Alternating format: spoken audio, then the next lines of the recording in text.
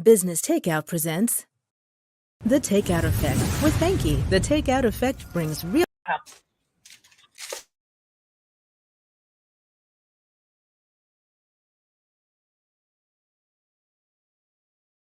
Business Takeout presents The Takeout Effect with Banki. The Takeout Effect brings real conversations in business. Welcome, everyone. Welcome to The Takeout Effect, bringing you real conversations in business. I'm your host, and my name is Banki. The Takeout Effect is brought to you by Business Takeout. Business Takeout is a nonprofit social enterprise. Our mission is to increase Black wealth and empower Black entrepreneurs. Today's guest is the founder and president of BSTELLAR Group, Inc., which provides professional development workshops as well as consulting services in government relations, political candidate training, business development and strategic planning. And also, this lovely, amazing woman is also a published author, singer, and songwriter. Please welcome Stacey Ann Berry. How are you doing today, Stacey? I'm fantastic. Good evening, Banki, and thank you for having me as a guest on your show. Yes, it's my pleasure. And also, I'm glad that you're able to spend the time with us today. We have so much to talk about. We want to know about your entrepreneurship journey. We want to also talk about managing the digital age as entrepreneurs, any business tips, and so much more. And Sharon, I see you. Sharon Fletcher. Oh, hey, Sharon, that's my girl. Hey, Sharon. Before we get into it, we're going to hear a word from our sponsor.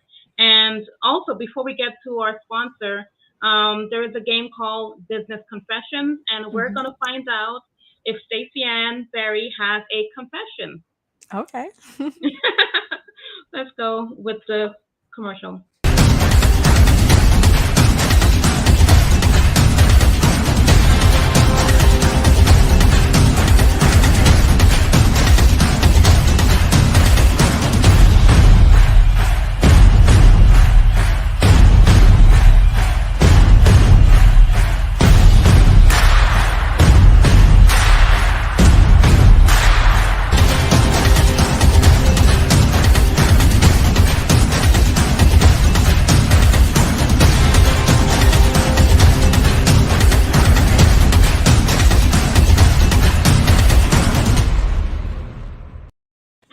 Okay, we're back.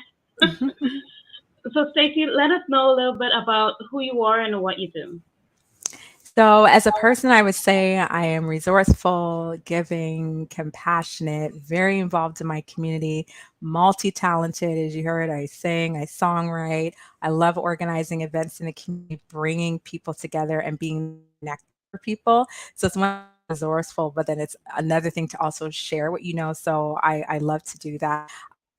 That's just a bit about who I am.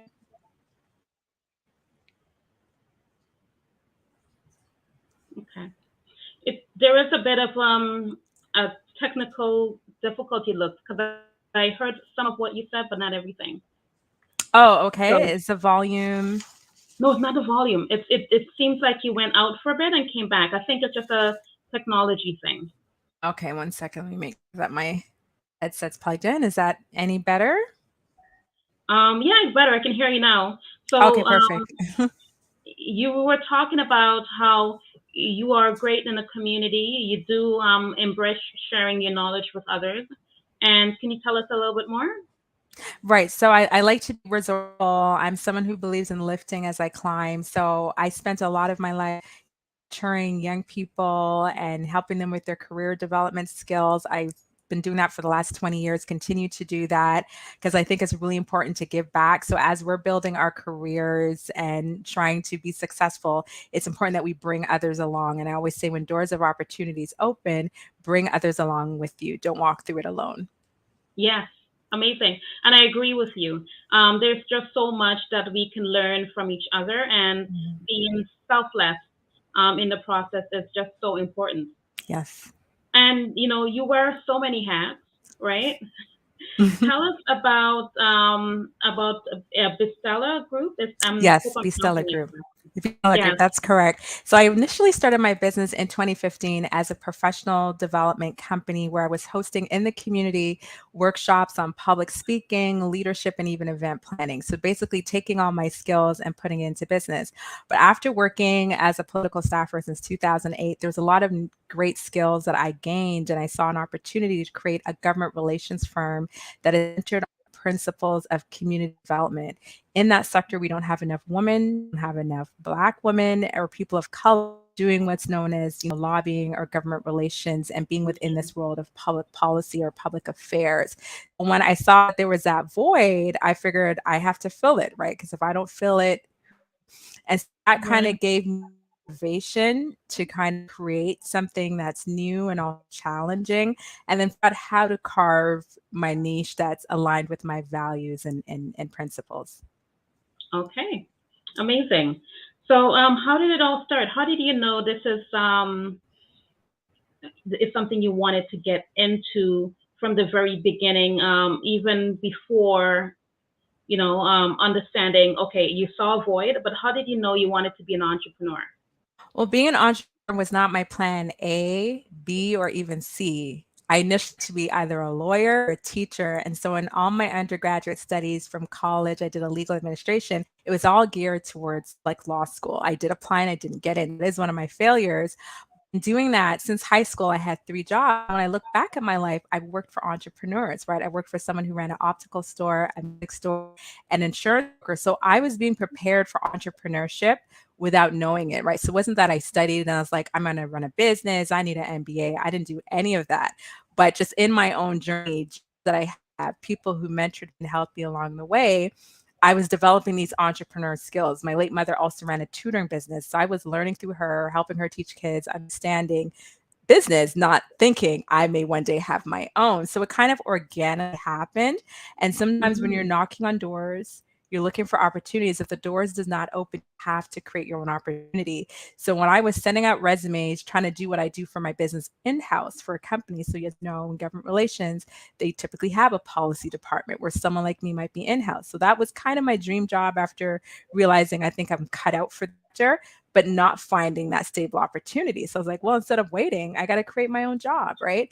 And I realized that I had the skills that entrepreneurs need to have, being able to see opportunities that others can't, basically make something out of nothing, right? A dollar out of 15 cents, and being innovative, being resilient. And so those are skills that would show up in things I did in community or other jobs that I've had. And so I've now just taken my skills and put it into a business, right? And so it wasn't something I even wanted to do. I just make it work. okay, and that's amazing. It's amazing. You never know when you start somewhere Mhm. where it will lead, right? So Yes. it's definitely amazing. I know that when I looked at your LinkedIn profile, I saw hashtag public policy, right? Yes. Shout out to Black Business Live, who's watching us today as well Black Business Live. on LinkedIn. Nice. Um, so when I saw hashtag public policy, Mhm. and I wanted to know, uh, what is public policy and how can it impact entrepreneurs? So public policy kind of intersects with the law, right? We kind of have a basic understanding that laws are standards, procedures, regulations, but then the public policy become these kind of actions and plans that are adopted by government, created by government that outlines what the government's going to do. So you may hear on the news the government says we're going to have a strategy for affordable housing, zero net emissions, and they roll out kind of these policies on how to reach a certain goal. So we as citizens, people who are taxpayers can help to shape this policy when we engage, when we voice our opinion and make our own suggestions and recommendations, right? So it's something that kind of really helps to shape our community. It's divided, within different sectors. So you have, policies within sectors like transportation, education, and housing, right? But there just isn't people with lived experiences who are at the top making whether it's our laws or these policies. So sometimes a policy might roll out that impact entrepreneur, but it was designed by someone who doesn't run a business, doesn't run a restaurant, small mom and pop shop providing a certain business. So they don't really have the inner workings of how this policy, this new policy could impact, right? It could help a business, it could hurt a business. And so that's why I realized it's important to have people who are kind of having those lived experiences so that our policies are fair and they're equitable. And why we need advocates and advocates happening on the ground, because there's that disconnect with, our political system, the lawmakers, how these policies are made. And it may sound good on the books. It may even sound good in the media. Oh, this is a great policy, but sometimes they don't understand who will this help, who will this hurt, and how will people be impacted. So part of what my job is as a government relations person and professional is to think about those questions and think about those who may not be in a position to speak for themselves when it comes to the different type of policies that are out there. Amazing. And, we definitely need to know what's going on. And the more knowledge we have, the more opportunities we have to improve the quality of life, especially as entrepreneurs and for our family. Yes. Right? Yes. Just seeing some of the comments, I'm just gonna take some time to just go through it. I'm wondering if the producer can put some of them on. Sounds good. Zubair said, if I'm pronouncing your name right, if I'm not, please correct me. Please forgive me. Good to see women in business. It is called self-reliance and empowerment. Governments and banks must support and expedite credit facilities. Yes, definitely. Mm-hmm. Yes, Stacey. Hello. One of my mates. Hi, thanks for joining, Pooja. Lauren Michael Harris from Chicago says, I love this guest. Thank you, Lauren. Great to meet you. And More Jobs says, hi, Banki. Awesome. And hi, Stacey Ann. Hello, More Jobs. Ground Zero. Yes. Mm-hmm. Camille says, hello, ladies. Great discussion. Hey, Camille. Thank you for that. Thank you for joining. I'm loving the comments. So how did you, because public policy from a standpoint of, understanding what's going on with the government, whatnot, right? How did you, because you wear many hats, how did you switch from non-tech to tech? Because you're now in the tech space, am I correct? I'm in the tech space, and so it's interesting, and I really hope the students are tuning in will understand. It's one thing to go to school and get a degree, but how can you make your degree work for you? Like, we really have to understand. If I have an English degree, it doesn't mean I need to be an English teacher. You could be a journalist, you could be an entrepreneur. Use that skill in the communications that's needed for your newsletter, your social media. So if you have an English degree, right, your grammar and everything should be on point, right? So for me, even though typically public policy advisors, they typically work in government, right, in-house, and they work within these institutions that people may not connect the dots with. Something like technology or the science community is very specific, right? And there's some aspects that are technical. But within all these big social media companies and departments, they have to have policies. They need to have a government relations person because a government may make a new law or policy that impacts them. So not only do they need to consult their legal team and department, they need to talk to the policy people like, okay, we need to come up with like a strategy to engage government. We may or may not like this policy. What can we do to engage, make suggestions? And so that's when I realized that my lens is needed, because when we look at the rapid digitization of things, right, there's a positive aspect of tech where it's solving problems, making things more innovative. It's also helping some people who don't have access when technology is designed with the people who have disabilities in mind. But then when we think about the digital divide around economic and social lines, when certain communities are rural, they don't have good broadband access. We have situations where people can't afford our high internet and data plans. Canada has some of the highest in the world. And so once we digitize public institutions like our education and healthcare, if you don't have a smartphone, you don't have internet, are we then saying that those people shouldn't access it? So that's where I realize a public policies lens is needed to create that balance and that fairness when we realize that there's a group of people who don't have these smartphones and access to internet, or they can't afford the plans. They have to choose between their rent and internet. They have to choose between buying food and internet, or they have big families and one computer. So when we saw what happened with the lockdown measures in education, we realized that all the students didn't have the same type of support, resources, and technologies to thrive and do well. And there's a lot of studies that said a lot of their grades went down. But then there's some students who thrive in that environment where, online works for them, and they're maybe good at self-studying, and that's fine. But I think to have one approach with this assumption that everybody can just get digital literacy skills, let's just train them, get them online. We're not remembering people who might not have stable home environments, youth who might be in foster care, people who are coming out of prison and trying to do, simple things like go to a grocery store. And if it's a self-checkout grocery store and the only way to get in is through a QR code, and somebody who just came out of a shelter or these vulnerable places, so what are we saying? They can't access food. Yeah. Right. And these things are happening. And it may sound good if you're an investor in these things and you're making money in the bottom line, because there's a huge segment of the population that like that, they could use it. But then there's this other group that's now excluded. So I always try to go in with the lens in this tech space around who are we helping, who are we harming? What is the impact of technology on the environment? What is the impact on our health when we think about digital addiction, when we think about, youth on social media who are, their anxiety could be fueled by some of these imagery. This is why better legislation, better policies are needed, because the goal is to help those who are vulnerable, right? And some of the issues of racism that we see in some of these platforms as well, there needs to be some tightening around, well, why is that type of video okay as it pertains to a certain ethnic group, but on others, we're not seeing it. So these are the things we have to question critically. And so I found my place in it. I think it's really excellent. And it's things that a lot of people really haven't talked about or really thought about, right? I'm thinking about a lot of things as you're speaking. I'm thinking about recently seeing a news article a while back, maybe a couple of weeks ago, metaverse. And I know we're not going to go into the topic of metaverse, but I spoke at a metaverse conference. I could say a little bit, but yes, it's quite interesting. What I saw was someone sold slave NFTs on the metaverse. They sold slave NFTs on the metaverse.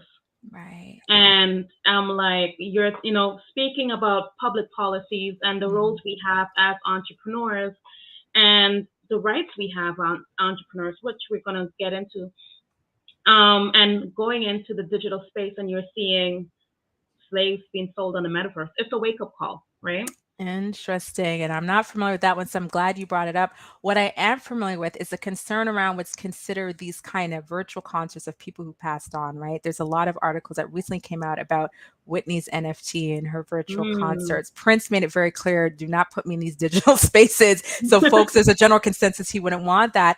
And so we have to kind of ask ourselves as a society, what are we subscribing to? And why do we think this is cool? Like, everything can't be about the bottom line. And I mean, if there was no money behind it, then would you participate? So if money's your motivation, then what, like, you know what I mean? Like, cause there's some ethical concerns around what should or shouldn't be exploited, right? I know there's been like these kind of museums around some pictures of the late Dr. King, for example, and that's now within the NFT space. And it's like, should everything have that price tag, right? There's some things that are just so important and almost sacred that why are we reselling so many things, right? So I think that's why there needs to be some kind of ethical standard of as to what's allowed and what's not allowed, because we have to think about who's being exploited, who we helping, who we harming, what does this say about our values as a society? And so that is really troubling. And that's why I think there needs to be more wider community discussions to even get just everyday people's feedback on these type of issues. And as a society, is this the direction we want to go? Like, where are we placing our values, right? So I find that very concerning that that's already happening in this kind of digital metaverse, right? Yes. I believe they took it down after a lot of people Of course. complained, but there was purchases before it was taken down. So there was really all of that going on. But, you also mentioned, our health and how is technology as entrepreneurs, how is it really impacting our health? And as a graphic designer, I would say when I design a logo that it has to make a great first impression within the first 30 seconds. Now, it's within the first 8 seconds, because our attention span is now at 8 seconds, which is less than a goldfish from what I've read. Wow. It's really decreasing. It's getting worse and worse over time. And so one of the reasons I did a digital detox, I call it, which I started in 2020, it's not unique to me. There's tons of people doing these digital detoxes. And I actually wrote an article about it that will come out, but it has to do with this concept of how can I improve my memory, right? You can improve your memory. You can improve your creativity by unplugging. When we're constantly consuming information and scrolling, it's going into our brain, but it's like, what are we outputting? What are we producing? And so these are also time stealers, right? The times we spend online and doing all these things.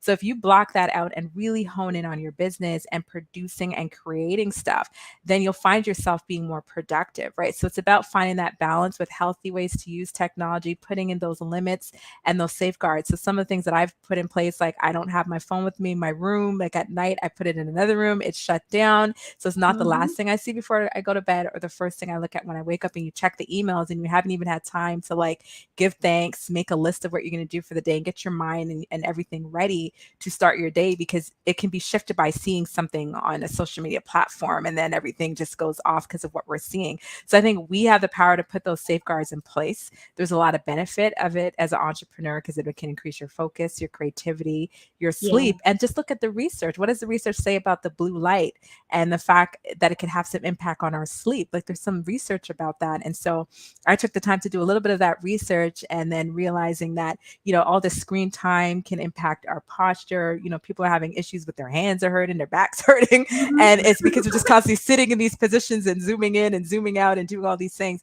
And so these are the things that we have to consciously be aware of, and then take the necessary steps to make sure that we prioritize our health, put limits, and, you know, we do everything in moderation and balance our time so we can enjoy the experience of, you know, what technology provides as well. Exactly. Don't let it control us. We control it. I'm even thinking about, you know, gamers as well, you know, just having the controller at your hand all the time, especially during COVID, when a lot of people were staying at home. A lot of people were on video games or on the phone more than ever before in history, right? And not being physically active when we need to move to stay healthy. So exactly. And even hand exercises, like exactly. Yes. Exactly. Yep. So I remember I was telling you from before this interview, right, that I remember watching Candace Owens, right, which I'm not a fan of, but I did. Neither am I. Yeah, put that disclaimer. I did listen to something that she said, and she said that same how they tested before COVID had came to be, that there was testing about how the public will react to if a pandemic like COVID was to happen. There was testing to see how society would react to it. There's also testing happening to see how we would react if there would be a cyber virus, meaning as you know, if one day the internet shut down, how would it impact your business as entrepreneurs, you know? Right. So what really is, you know, do we have a plan in place? If we have a plan in place now, COVID has forced us to really have a plan in place and be on a digital platform and have everything flow digitally. But going a step backwards, and if now that we have a digital plan, if there was if God forbid, but if something was to happen and the internet shut down, as entrepreneurs, what's your take on that? I mean, I always believe in having a backup for the backup, right? Have that hard drive where you externally back up all your files and your data so it's protected, things aren't lost. I mean, keep a nice file with the content on your website. I mean, I wrote most of the content on my website. And so, you know, having that on the external drive, so if it shuts down and there's some kind of wipe, like just have your backup, right? Keep your files. I'm into like digital documents, but I'm still into some paper documents. Yes, I know it's not good for the environment, but you need to have a backup for the backup and some kind of like plan, some kind of security system in place. So do like a check to make sure, do you have the right security software on your computer to prevent these kind of hacks that are happening? Do you understand what a phishing email could look like, what not to click on? We hope that we don't have these shutdowns, but when we think of in the human rights space and you look at a website like Access Now, they show you how internet shutdowns have been used by the state to interfere in politics. And that is a huge concern in terms of censoring certain parties and preventing certain parties from getting the exposure, getting their message out. And so we want to be aware of these things and know that it's coming, do our best to prepare. We can't control everything. But I think when you have those life skills where you know how to survive if the electricity goes out, you should know how to survive if the internet goes out. And if you are putting your business only on social media, which is a platform we don't really own, right? You want to own your website, right? And Yeah. own your content. And so those are some of the little things, we can do within the space while we have access to do it the way that it's being done. But I always just say have a backup for the backup, have a good succession plan, and we should be able to keep it rolling and figure things out, right? Because we survived before the internet. I think we'll survive, right? So it's like the idea is try to survive, but it'll be so dependent where that's the only way your business can be marketed, right?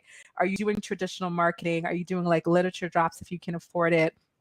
That's another traditional way of marketing. Even TV ads, radio still on and popping. Maybe not as popular as some of these other like digital podcasts. There's still radio. It hasn't shut down yet. There's still TV. So if you can afford Yeah. those traditional mediums, do that and do a bit of both, obviously within your budget, but don't just do a one size approach and put all your eggs in one basket. They tell us that when it comes to like how we diversify investments, right?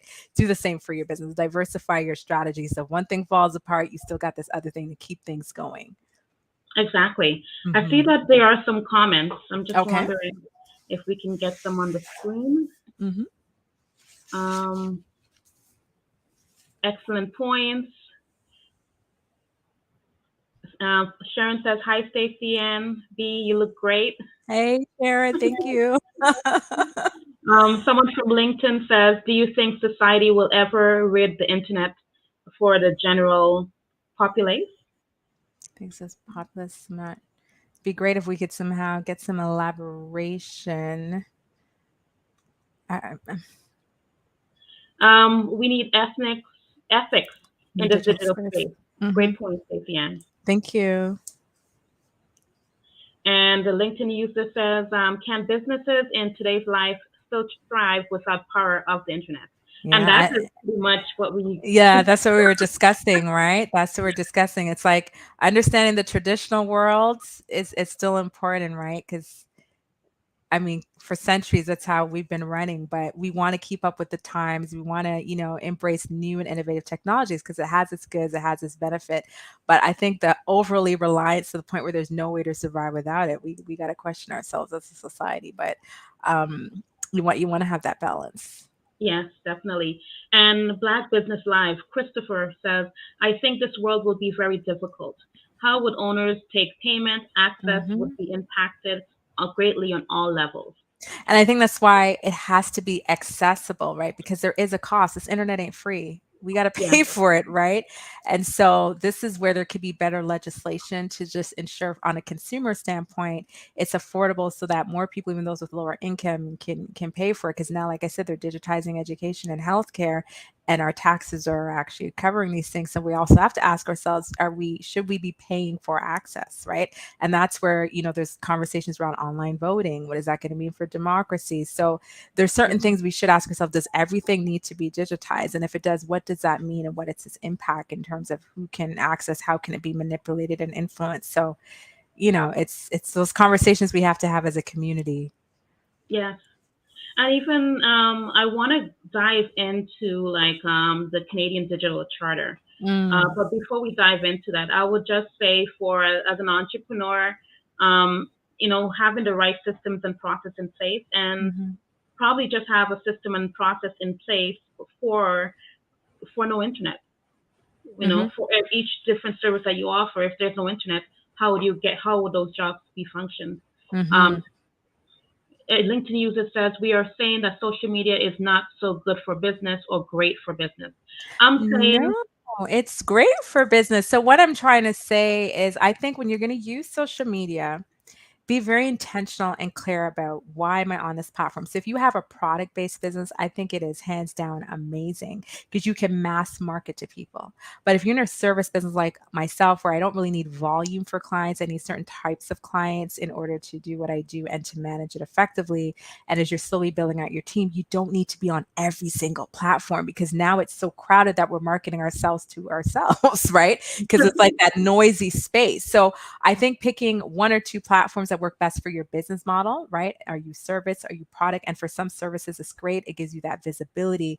So it's really being clear on your intentions and why you're using it and what sector you're in, right? It's good for products. It's good for, skincare stuff and all those type of things. I think it's great. Musicians, artists, it's a good space for that because it also allows you to bypass the gatekeepers, because there's also a lot of gatekeepers when it comes to whose business gets profiled and all the kind of barriers I had with the traditional ways like TV and radio, right? There was a lot of barriers where there's so many businesses that would have never got recognition. So because the internet is this kind of open and almost free space, it allows everyone to be seen and heard, what I think is great. But we also don't need to be so busy on there that we don't focus on what I call building blocks for our business, right? You want to make sure the foundational principles are in place and then have your marketing plan, but don't just market, and then you don't have payroll in place. You don't have a good legal team. Your books ain't right. Those things are the foundational things that will help you to grow your business when you know new clients are coming in. You're manufacturing products. Do you have a solid system for how that's going to look before you start marketing? And then you have like 1 million orders, right? So it's really, kind of being more intentional and clear and having nice goals and a good strategy for everything you do and doing what works for you and your business model and also what aligns with your values. I love that. And just really as entrepreneurs, I believe that we have to be mindful of how we use social media. Mm-hmm. It's great for business, but also be mindful of how you use it in terms of your health as well, right? Mm-hmm. Mm-hmm. As we mentioned before. Mm-hmm. And just, I was going to say something else. And also just to add, delegating, right? So Yeah. if you as a founder and the entrepreneur don't have time, even the government, they have all these funding programs to hire students to do these like digital jobs like digital marketing. So understanding how to like build your team and delegate certain tasks. So, someone in your team could do the marketing, then you, the founder, the entrepreneur, can focus on growing the revenues of your business, growing your business and doing what you need to do and staying as high level as possible, as opposed to kind of down in the weeds, right? And so those are some other strategies that we can incorporate so that, we can do what we need to do to be successful. Yes. And we are both of us are in Canada, even though we have an international audience. We have the Canada's Charter of Rights, and we also have the Canada's Digital Charter. Can you, for those who don't know, right? Can you explain to everyone what it is? I think it's been around for about 2 years. Yeah, 2020. So it was rolled out under ISED, which stands for Innovation of Science and Economic Development. So it is essentially the Digital Charter Implementation Act. That's the legislation. And the goal is to modernize the framework for the protection of personal information by the private sector so that Canadians can trust their privacy is being protected, their data will not be misused, and that companies operating in this space communicate in simple and straightforward manner with their users, like what's happening with our data. So we've heard talks about data mining, our data is being sold to third parties, all these kind of things are happening, and it's not really clear to consumers or users of these platforms what's happening. So the government decided to create somewhat of like a principle and a guideline so that we have better transparency and control, and it kind of strengthens these kind of ethical principles that need to be in place so that we have the freedom to move our information from one organization to another in a secure manner. And so I do suggest that people take the time to just have a look. It's about 10 different principles, and just literally Google Digital Charter Canada and you will find it on the ISED website, and just walk yourself through it so that you know what kind of new principles are there that you can now say to a social media company, I'm now closing down this platform based on this charter. You're supposed to delete all my information. We've heard the stories of, I did close that platform and then I thought it was closed and I went back and all my pictures and everything were still there, right? And so we've heard those stories. And so now they're trying to put in these guidelines. The hardest thing though is like the follow through, right? Will these companies really do it? Who's going to hold them accountable? And so, and that's with like a lot of laws, right? There's some good laws that are there, but it's the implementation and the accountability. And is it the same for everyone, right? In terms of how things are rolled out. Amazing. And I think you explained it very well. And we just need to know, just educate ourselves as to, what our rights are, right? And we have to be our own advocates, right? We have to. Exactly. I personally, if you're selling my information, I want to be able to profit from that.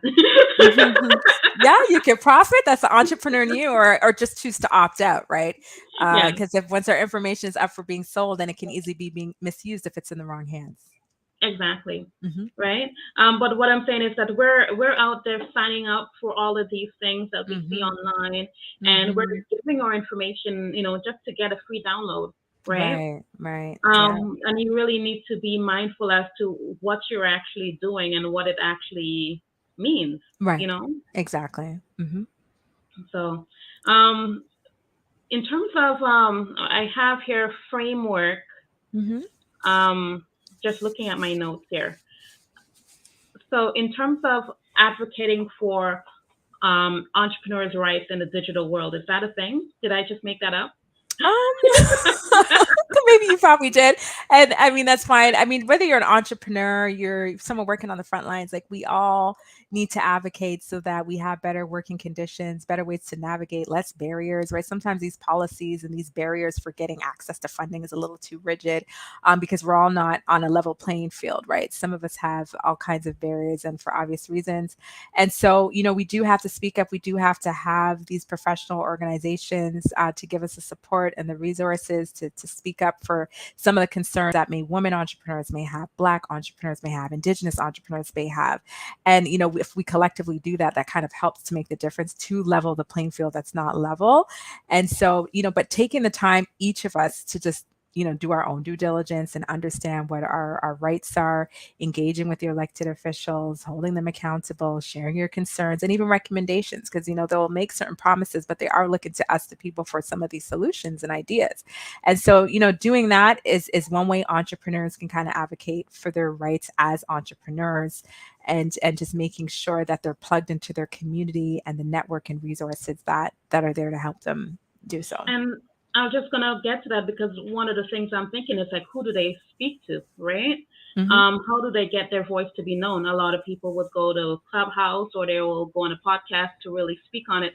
But who would they speak to really advocate for a particular public policy or anything like that? Well, first, it's good that you mentioned that they go to these other platforms like Clubhouse, because you want to start with community conversations and, just kind of brainstorm, break bread with each other on these kind of collective issues to see, am I alone in this? Am I the only person impacted by this? But depending on where you live, just start with your local representative, the 3 levels, federal, provincial, municipal, do introduction meetings. It just starts there, right? It's about relationship building so they know who you are so that you can be Yeah. engaged on certain issues. But if you're not engaged, you're not going out in your community and meeting these people in a nonpartisan way, then it's hard for you to know how to navigate because you're not taking the time to navigate, right? So to navigate well, it starts. It may feel intimidating, but you just have to kind of start. And that is a part of what networking is all about, being engaged in your community. And it's not just our elected officials. You have chambers of commerce, you have these business associations, you can get on the board. And then, typically they're sometimes voicing certain concerns on behalf of business stakeholders. So if you're like on the board or you're involved or you're a paying member, like you're a part of another kind of stakeholder in the community that the government typically is listening to, right? So be very Yeah. strategic and intentional about the type of associations that you're a part of if you have a bigger message or suggestion you want to get forward. And that's true. It's one of the main benefits of joining a chamber, right? Mm-hmm, mm-hmm, mm-hmm. I wanted to. There's a game, right? Okay. But before we get to the game, I wanted to know if there's any business tips you have or any advice that you can share for any entrepreneur who is getting into the digital world to be in a way of being more mindful of their responsibility on there. Certainly. So I always suggest if people own your content, you do so by buying your domain and owning that website. Don't put everything on these social media platforms and then it shuts down. You're like, oh my goodness, where are my contacts? Have an email list. I started my email list many years ago. I use MailChimp. Very simple. It's affordable. And take time to build, your own tribe, your people that you can directly market to. So mass marketing is one strategy and it's great because somebody may pick it up. But then you want to have a core network of people that have signed up and agreed to say, yes, I'm giving you my email because I want to know what you're doing. I want to support your business. So make sure you have a solid email list, find innovative, creative ways to grow that, keep your website updated. I'm constantly trying to update, but I got 2 websites. I'm trying to manage soon to be a 3rd one because I'm doing music publishing next.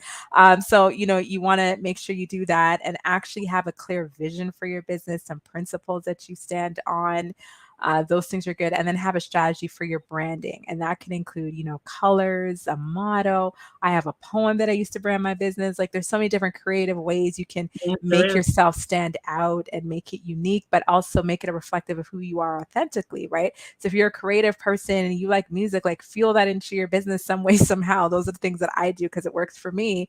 And making sure you have those building blocks, right? So you want to have a good CPA, you want to have lawyers if you need lawyers, depending on Yeah. whether or not there's some compliances and certain client agreements that you need a lawyer to draft. Making sure you have that. If you can afford a marketing person or team or teach yourself, Canva's good for flyers. I'm sure a lot of people use Canva, right? And so go on YouTube and learn how to market, right? Do that research and the homework, get the books. And so I think when you take the time to kind of study, do your research, take notes, delegate what you can't manage, because you don't want to spend so much time planning, doing work that you can't focus on your business and be productive. So you want to have that balance. Okay. So hopefully those are some helpful success tips for those who are tuned in and joining our conversation tonight. Those are some great tips, and thank you. We're about to get into a game. Okay. It's called Business Confessions, and it's fairly new. Mhm. Probably been around for a couple of months. Okay. But pretty much I'm going to ask you a question, and you'll respond to the question, and I will have to guess whether you're telling a lie or a confession. Are you Okay. ready? Okay, yes, I'm ready. Let the game begin. Okay.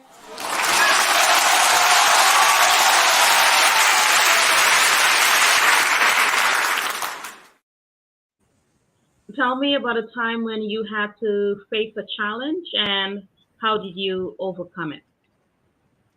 Well, as you know, I'm an author, and I had to put on my entrepreneurial hat for sure. So in 2018, when I first released my book, was doing my book launch. I had the venue ready to go, waiting for my book to be finalized and printed to give to my guests. To find out, my publisher dropped me 3 weeks before Oh my my book launch. So I thought, okay, what am I going to do? Just call everybody and cancel? Like, sorry, y'all, I won't have a book. I had to figure out how to get that book ready, dig deep into my network to finalize some of the things that weren't finalized, find a local printer. I was going to use a printer in the US. It just wasn't going to come in time. Dug hard into my network and found a local printer to get it ready because I believe in delivering. And so sometimes you may be planning to do something and there's that hiccup, but you don't want to give up. You want to be resilient. You want to find a way to navigate and just get things done and just think of the bigger picture and the bigger goal. And so that definitely was a challenge I had to overcome, where you had this plan and this vision to do something like share your first book with the world. Then that happens to you. You don't just give up, right? Because when you get into your business, you're going to have other hiccups. I have hiccups now, right? And it's like you have to figure out how to navigate it, keep going forward to overcome those challenges. Okay. It sounds truthful, but I'm not sure. Oh, you're not sure? Well, you tell me, but what do you think? I'm gonna guess it's a confession. It's certainly a confession. Tell us more about this book. Certainly. So my book, Deeper Reflection of Life, is a collection of faith-inspired poems that I started writing at the age of 17, centered on different principles of faith, forgiveness, for those who may have lost a loved one, for people who are just looking for solace and peace, people who believe in the higher power. So it's centered on those principles. But I also have a chapter called My Mom's Words of Wisdom, my late wonderful mother who passed away in 2016. And she would write these beautiful notes to me in cards, little Caribbean sayings, which is really good. If you want good, you know it's how to run and all kind of stuff she would say. And that, are things that a lot of us can connect to, whether you come from the islands or different parts of the world. We have, parents or people, mentors or grandparents who instill these values and these sayings. And so I really wanted to share that with the world as well. And so that kind of ends my book with a little bit about her story and what she did coming as an immigrant, as a living nanny program, and then became a nurse. And a lot of people can share in that story. And I shared a little bit about my journey of, struggling through school, being diagnosed with a learning disability. And she just became that person who intervened and started tutoring me. And then she created a tutoring company to tutor hundreds of kids over the last 20 years of her life. And so those things give me inspiration, but I figured if it's inspiring me, it might be somebody else that could be inspired. So let me share this story. It took a long time for me to share it, but I'm just glad it's out there and hopefully it'll be a blessing to someone. Amazing. Love it. This is pretty much the ending of the show. But I Okay. wanted to ask, what does the future look like for you? What does the future look like? Well, I mean, I'm going to continue lifting as I climb. Like I said, I recently pivoted into this tech space. So not only am I, doing my research and doing even talks on panels about some of the issues I outlined as it pertains to the digital divide, how technology impacts us, but I recently accepted a volunteer role as a Toronto chapter president for Blacks in Technology Foundation. Nice. They're in over 11 countries, 50 chapters. They've been around since 2008. They are based in the Love it. US, and I'm building that out. So just working on trying to help more students see how they can make their degree work for them, and that you can be a marketer, an accountant, a lawyer, and there's space for you in the tech sector, right? So that's one aspect that I'm doing. I'm also a new mentor for the Pride Foundation, which is another organization also based in the US, but we're hosting free virtual career development workshops for youth ages 17 to 21. And then I'm working on releasing my first song, or many songs, because I am also a songwriter. I love to sing. So I did officially record my first song, putting some things in place where I am building a music publishing company. So this should be cool, right? Because I believe in owning your content as much as you Yeah. can, right?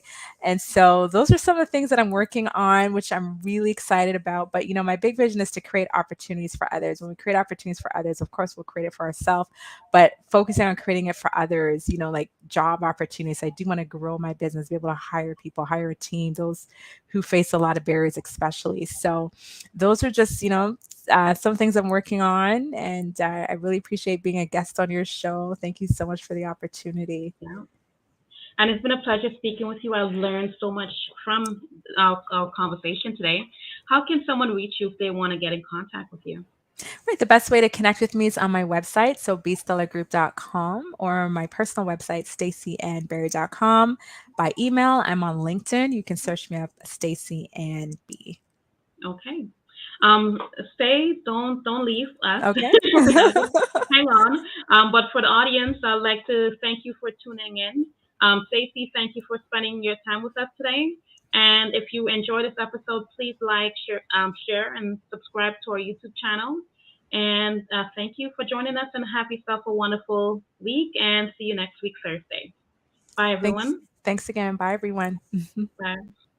If you enjoy our programming and want to help support Black entrepreneurship, please donate today. www.businesstakeout.com/donate.